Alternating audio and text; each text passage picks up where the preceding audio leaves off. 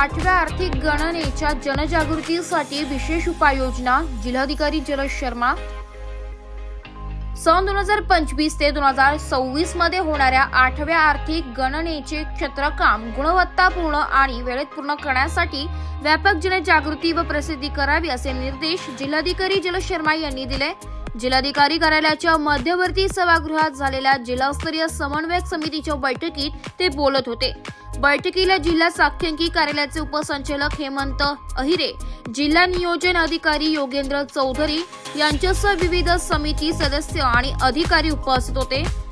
गणनेच्या कार्यासाठी आवश्यक मनुष्यबळ उपलब्ध करून देण्यासाठी आराखडा तयार करावा आणि त्यानुसार प्रगणक व पर्यवेक्षक यांची नियुक्ती करावी असेही श्री शर्मा यांनी सांगितले।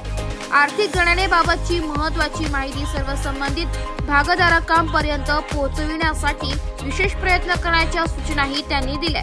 उपसंचालक श्री अहिरे यांनी आर्थिक गणनेची पार्श्वभूमी, उद्दिष्टे, गणनेतील घटक, विविध समित्या आणि पूर्वतयारी याबाबत सादरीकरणाद्वारे माहिती दिली आहे। ब्युरो रिपोर्ट, नाशिक लोकशाही न्यूज, नाशिक।